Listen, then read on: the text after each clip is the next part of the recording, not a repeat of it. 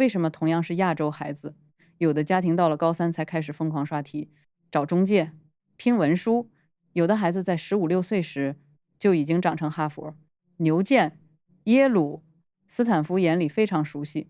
也非常愿意录取的样子。关键是这些孩子很多并不来自美国顶级私校，而是来自新加坡，像 UWC、SEA、SAS、华中国际这样的学校，常常出现在顶尖录取名单里。很多家长看到这里，第一反应都一样，是不是有特殊渠道？是不是进了这些学校，就等于半只脚进藤校牛剑？是不是钱砸够了，名校门票就到手了？为什么新加坡能稳定、持续、规模化的培养出世界名校一眼就能识别的人？它输出的不是几张录取通知书，而是一套提前很多年就开始运转的人才培养系统。今天我们就从新加坡教育的视角，拆开这套隐藏在高录取率背后的底层逻辑。欧美顶尖大学最看重的不是谁替你背书，而是你是不是已经在一套他熟悉也信任的培养框架里成长过。他要的是可识别、可判断、可预测的人才模型。比如 UWC 这条路径，它的核心从来不是刷题，而是全球视野、服务精神、跨文化协作，还有 IB 体系里非常重要的 CAS， 也就是创造、行动、服务。大学为什么喜欢这种学生？因为他们不只是会考试，他们已经习惯在真实世界里做项目，和不同背景的人合作，把价值观落到行动上。再看 SAS， 它更接近典型的美式培养逻辑，课堂表达、AP 课程、体育和艺术的持续投入、学生领导力、批判性思维，这些放在每本申请里都不是加分项，而是基础语言。大学招生官一看就知道，这个学生会不会在 seminar 里发言，会不会在校园里组织事情，会不会在申请文书之外呈现出完整的人格结构。所以哈佛录取的不是一个标签叫新加坡学生的人，录取的是一个已经学会按照顶尖大学逻辑成长的人。接下来更关键的问题是，为什么这套模式在新加坡尤其有效？新加坡国际学校真正有竞争力的商品，往往不是故事，而是确定性。很多地方的国际学校市场都很热闹，宣传册做得很漂亮，校园活动看起来也很丰富，但家长最怕的是什么？怕信息不透明，怕结果不可验证，怕买到的是包装，不是体系。新加坡在这件事上相对特殊，因为它整体上更强调公开和结果导向。学校最后还是要回到几类硬指标： IB 成绩、AP 成绩、IGCSE 成绩、大学去向。这些东西不是靠文案能写出来的，也不是靠一场开放日就能掩盖的。像华中国际公布了 IB 平均分和高分段比例， UWCSEA 也会公开毕业生整体通过情况和升学覆盖面。对家长来说，这背后真正有价值的不只是数字本身，而是数字说明了一件事：这套培养方式不是只对极少数孩子有效，它在较大样本里依然能跑通。教育最难买到的从来不是某一次经验的个案，而是可验证、可复制、可预期的结果。在今天这个家长普遍焦虑的环境里，确定性本身就是非常昂贵的东西。也正因为这样，新加坡的竞争焦点不是哪个学校讲得更动听，而是谁真的有能力稳定交付结果。可问题又来了，为什么他能稳定交付，而不是偶尔冒出几个尖子生？新加坡真正厉害的不是偶尔培养出几个特别聪明的孩子，而是他能把结果做成一套流程。但真正让人警惕的地方，不是个体有多强，而是系统能不能年复一年地复制强结果。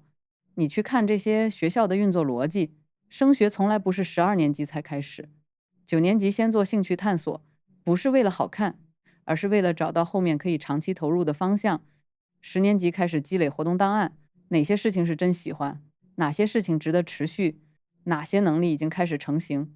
11年级才逐渐收束申请方向，把课程、活动、竞赛、项目和未来专业叙事连起来。到了12年级，重点不是临时抱佛脚，而是精准匹配，把已经长出来的优势翻译成大学看得懂的申请语言。这和很多亚洲家庭熟悉的路径差别非常大。很多家庭是高三突然意识到申请要看综合能力，于是开始补活动、补实习、补故事，结果材料很多，逻辑很散。新加坡国际学校的方式不是补救，而是提前经营，不是在最后一年问我还缺什么，而是在15岁左右就开始问这个孩子未来会成为什么样的人。你会发现，一旦时间被拉长，教育就从冲刺变成了设计，从应付申请变成了塑造履历，所以它稳定产出牛剑。藤校 Top 20不是因为运气好，而是因为系统从一开始就是按这个目标倒推的。UWC 适合哪类孩子？通常是价值感比较强，愿意和人合作，对公益、服务、跨文化交流有真实兴趣的孩子。因为如果一个孩子对这些完全无感，UWC 最有价值的资源，他可能根本接不住。SAS 更适合表达欲强，愿意主动争取机会，喜欢展示自己，也比较适应美式课堂节奏的孩子。他对课堂参与、领导力、体育、艺术投入都比较看重。如果孩子本身很抗拒公开表达，或者不喜欢在多元场景中持续曝光，那他可能会很累。华中国际又不一样，它更适合学术底子扎实、执行力强、能接受长期结构化训练的孩子。IB 不是短跑，它很考验持续投入、时间管理和稳定输出。很多家长以为，只要进了所谓神校，资源自然会把孩子推上去。但这些学校有一个共同点，就是高自主性，老师不会天天追着催，也不会把每一步都替你安排好。资源在那里，机会也在那里，但能不能把资源变成成果，最终还是看孩子自己的驱动力、组织能力和承压能力。所以国际学校真正筛选的不只是成绩，更是学习方式、人格特质和成长节奏。真正的门槛可能不是学费本身，而是孩子能不能在这种环境里被激活，而不是被消耗。说到这里，问题就不再只是选学校，而是家长到底该学新加坡教育的什么？为什么这些学校能持续产出世界名校录取？答案很可能不是他们更会考试，而是他们更早开始培养大学真正想要的人。大学当然看成绩，这一点没有争议，但成绩只是门票，不是全部。真正拉开差距的，往往是成绩之外那些更难临时制造的能力，比如独立思考，你是不是能提出自己的判断，而不是只会重复标准答案；